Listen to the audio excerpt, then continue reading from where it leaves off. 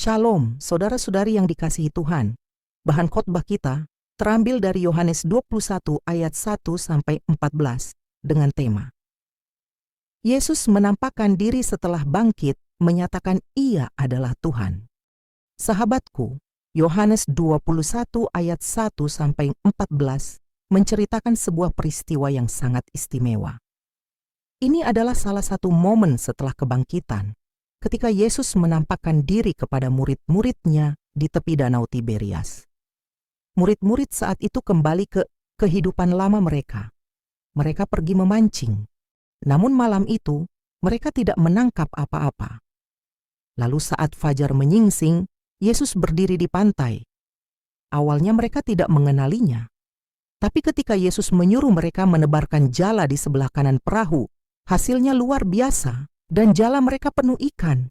Saat itulah mereka sadar, itu Tuhan. Setelah peristiwa besar kebangkitan, murid-murid Yesus masih hidup dalam ketidakpastian. Mereka tahu Yesus bangkit, tetapi apa yang harus mereka lakukan selanjutnya belum jelas. Dalam keadaan seperti itu, kita melihat Simon Petrus berkata, "Aku pergi menangkap ikan," ayat 3. Petrus kembali ke pekerjaan lamanya sebagai nelayan, dan murid-murid lainnya ikut bersama dia. Disinilah kita menemukan gambaran nyata tentang kehidupan banyak orang percaya. Ketika tidak jelas apa langkah berikutnya, seringkali kita kembali ke kebiasaan lama. Namun malam itu mereka tidak menangkap apa-apa. Usaha mereka sia-sia. Ini menggambarkan bahwa tanpa arahan Tuhan, pekerjaan kita, sekeras apapun, tidak akan membuahkan hasil.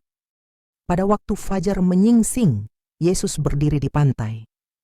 Namun murid-murid tidak mengenalinya. Ayat 4. Cahaya yang masih redup dan jarak mungkin membuat mereka sulit melihat, tetapi ada pesan rohani di balik ini. Seringkali dalam masa gelap hidup kita, kehadiran Tuhan tidak segera kita sadari. Padahal Ia ada di sana memperhatikan kita. Yesus selalu bertanya, "Adakah lauk pauk padamu?" Baca ayat 5. Artinya, ini bukan sekadar basa-basi. Pertanyaan ini menyentuh kebutuhan terdalam mereka. Mereka tidak punya hasil. Mereka lapar dan kecewa. Yesus tahu kondisi mereka. Ini menunjukkan hati Tuhan yang penuh perhatian. Ia bukan Tuhan yang jauh, tetapi Tuhan yang peduli dengan kebutuhan kita, bahkan kebutuhan sehari-hari. Kemudian Yesus memberikan instruksi sederhana. "Tebarkanlah jalamu di sebelah kanan perahu, maka akan kamu peroleh." Baca ayat 6. Artinya, ini adalah ujian kecil dalam ketaatan.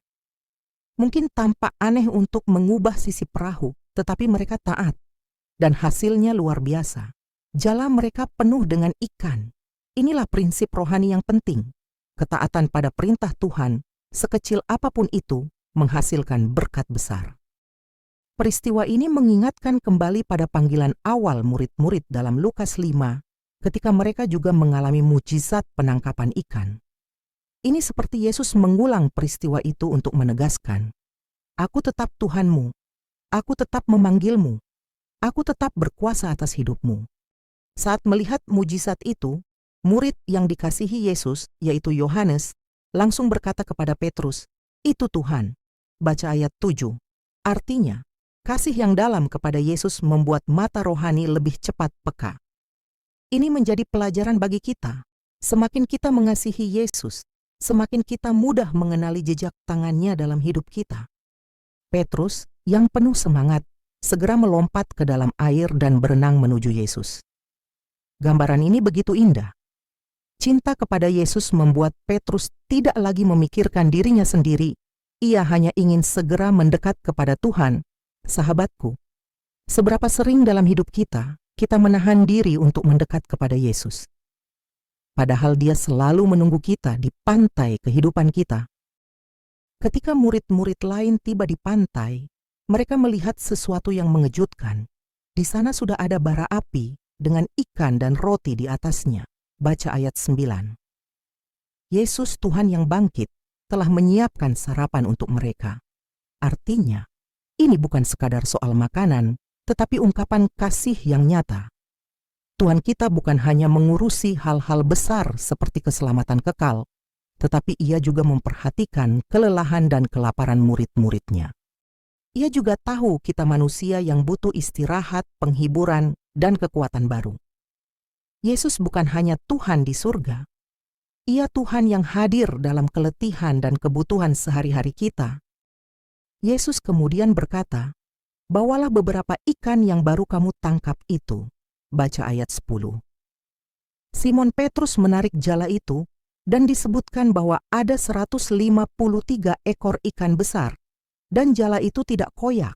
Baca ayat 11. Banyak tafsiran tentang angka ini.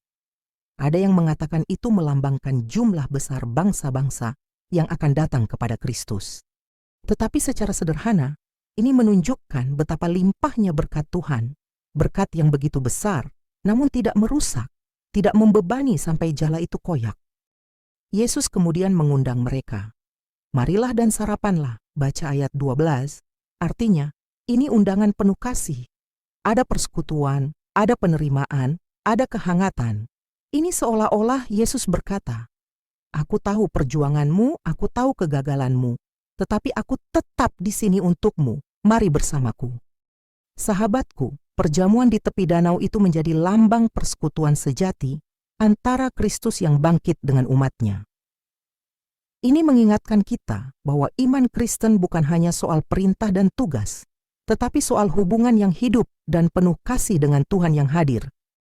Akhirnya, Yohanes mencatat, itulah ketiga kalinya Yesus menampakkan diri kepada murid-muridnya. Baca ayat 14. Penekanan ini penting. Kebangkitan Yesus bukan sekadar rumor. Penampakan Yesus berulang kali membuktikan bahwa ia benar-benar hidup. Kebangkitannya adalah nyata, dan karena itu iman kita berdiri di atas dasar yang kokoh. Sahabatku, Yohanes 21 ayat 1-14 mengajarkan kita banyak hal bahwa Yesus hadir di tengah kegagalan kita. Bahwa ketaatan kecil kepadanya membuka pintu berkat besar. Bahwa ia peduli bukan hanya pada hal-hal rohani, tetapi juga pada kebutuhan sehari-hari kita. Dan bahwa ia mengundang kita setiap hari untuk bersekutu dengannya. Di tengah ketidakpastian hidup kita hari ini, Tuhan Yesus tetap berdiri di pantai kehidupan kita. Ia memanggil kita, memperhatikan kita, menyediakan bagi kita, dan menguatkan kita. Mari kita buka mata iman kita dan berkata, "Itu Tuhan." Mari kita mendekat kepadanya dengan sukacita dan kasih. Izinkan saya mengajak kita membayangkan sebuah kisah. Seorang anak kecil sangat bergantung pada ayahnya. Setiap kali ia takut gelap, ayahnya datang, menyalakan lampu, dan menenangkannya. Tapi suatu malam, saat listrik padam, anak itu mulai panik. Ia berteriak, "Ayah, di mana ayah?" Dari kegelapan terdengar suara, "Ayah di sini nak, pegang tangan ayah." Meski anak itu tidak bisa melihat, ia merasa aman karena mengenal suara dan merasakan genggaman tangan ayahnya. Begitu juga dengan kita. Dalam dunia yang sering gelap, penuh ketidakpastian, kita mungkin bertanya-tanya, "Tuhan, di mana Engkau?" Yohanes 21 mengingatkan kita, Dia hadir.